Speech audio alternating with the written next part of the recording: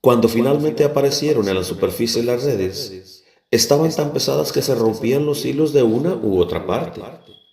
Navegaban entonces con pequeñas lanchas en torno de las redes y sacaban con las manos los pescados y los ponían en pequeñas redes y en los cajones que llevaban en los bordes de la barca.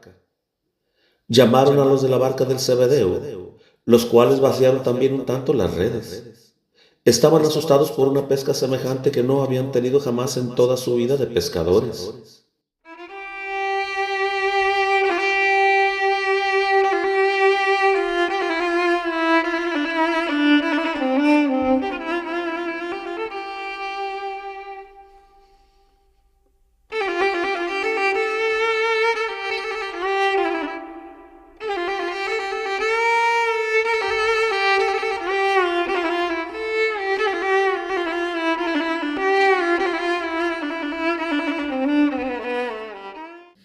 Ana Catalina Emery, Visiones y Revelaciones Completas, cuarta parte. La vida de Jesucristo y de su Madre Santísima. Época sexta. Desde la conversión definitiva de la Magdalena hasta la degollación de Juan Bautista. 17. La pesca milagrosa. El cuidado de la casa que Pedro tiene junto a la ciudad lo lleva su mujer misma. El cuidado de la otra casa, junto al lago, lo lleva su suegra y su hijastra. Jesús se retiró a la oración y a los discípulos les permitió, a su ruego, ir a sus barcas para pasar la noche en la pesca. Había mucho pedido de pescados por la gran multitud de gente estacionada allí. También había mucha gente que deseaba pasar el lago. Los discípulos solían estar toda la noche ocupados en la pesca y por la mañana pasaban gentes al otro lado. Jesús, mientras tanto, con los otros discípulos no pescadores, se ocupaba de dar limosnas a los pobres sanados de sus enfermedades y a otros viajeros necesitados. Mientras enseñaba, daba a cada uno con sus propias manos lo que necesitaba, exhortando y consolando. Esta ayuda consistía en vestidos, telas y mantas, en panes y hasta en monedas. Sacaban para eso de lo reunido por las santas mujeres y otras cosas las proveían las personas acaudaladas. Los discípulos llevaban los panes y las telas en canastos y repartían según la indicación de Jesús. Más tarde enseñó desde el lugar de Pedro, en la orilla, a muchas personas.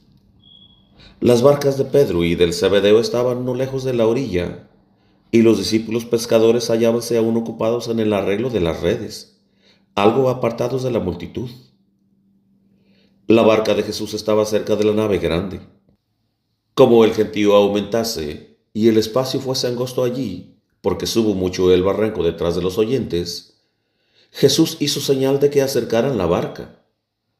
Mientras sucedía esto, se aproximó un escriba de Nazaret venido con enfermos que Jesús había sanado ayer y le dijo: Maestro, yo quiero seguirte a donde tú vayas. Jesús le dijo: Las zorras tienen su guarida y los pájaros del aire sus nidos, y el Hijo del Hombre no tiene dónde reclinar su cabeza. Se acercó a la barca y él entró con algunos de sus discípulos. Se apartaron un tanto de la orilla y deteniéndose, ya en un lugar, ya en otro, iba enseñando a los diversos grupos, contando parábolas del reino de Dios, como por ejemplo: el reino de Dios es semejante a una red que recoge peces, arrojada a la mar. O es semejante a un campo de trigo donde el enemigo siembra cizaña. Como se hiciera ya noche, dijo a Pedro que fuera mar adentro y echase las redes. Pedro con pesar respondió: Toda esta noche hemos estado trabajando y no hemos pescado nada, pero en tu palabra quiero echar las redes. Tomaron sus redes y fueron mar adentro. Jesús despidió al pueblo y subió a su nave, y con Saturnino, el hijo de Verónica, que había venido ayer, y otros discípulos, fueron navegando detrás de Pedro, declarándoles nuevamente las parábolas, y les indicó el sitio donde debían echar las redes. Después de esto navegó en su barca hacia el lugar de la casa de Mateo. Ya era de noche, y en los bordes de las barcas, cerca de las redes, ardían algunas antorchas. Los pescadores echaron las redes y fueron navegando en dirección de Corazín, pero no pudieron tirar ni recoger las redes. Cuando finalmente aparecieron en la superficie las redes, estaban tan pesadas que se rompían los hilos de una u otra parte. Navegaban entonces con pequeñas lanchas en torno de las redes y sacaban con las manos los pescados y los ponían en pequeñas redes y en los cajones que llevaban en los bordes de la barca. Llamaron a los de la barca del Zebedeo, los cuales vaciaron también un tanto las redes. Estaban asustados por una pesca semejante que no habían tenido jamás en toda su vida de pescadores. Pedro estaba consternado, y todos veían que aún no habían respetado bastante a Jesús. Y comprendió también que todo su trabajo e industria no había servido de cosa alguna, y ahora, a la palabra de Jesús, habían tenido de una vez tanta pesca, cual no la tenían en muchos meses. Cuando estuvo aligerada la red, llegaron a la orilla, y al ponerla en tierra se espantaron de la cantidad de pescados. Jesús estaba en la orilla, y Pedro, todo confundido, se acercó a él, y echándose a sus pies le dijo: Señor, apártate de mí que soy un hombre pecador. Jesús le dijo: No temas, desde hoy serás pescador de hombres. Pedro estaba completamente confundido de su vana solicitud por pescar. Era ya las 3 o 4 de la mañana y comenzaba a aclarar.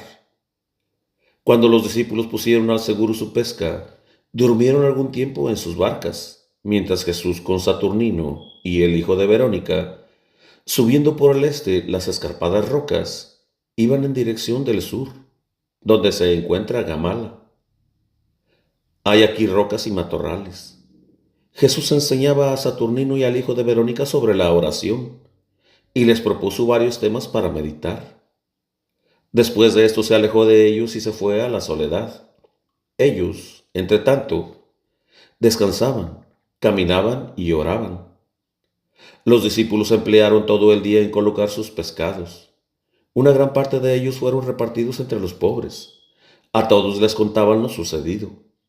Los paganos compraron muchos pescados, y otros llevaron a Betsaida y a Cafarnaúm. Todos los discípulos estaban convencidos ahora que sus solicitudes por la comida eran tontas y necias, porque vieron que como obedecían el mar y el viento a su palabra, de la misma manera obedecían los peces que acudían a sus redes. Por la tarde llegaron al este de la orilla, y Jesús, con sus 2 acompañantes, viajó a Cafarnaúm. Se dirigió a la casa de Pedro, y allí sanó a algunos enfermos impuros abandonados, hombres y mujeres, cosa que duró hasta la noche, y se encendieron las antorchas. Eran enfermos que no se podían traer delante de los demás en el día. Los sanó en el patio de Pedro durante la noche. Había entre ellos algunos que hacía años que estaban abandonados por incurables.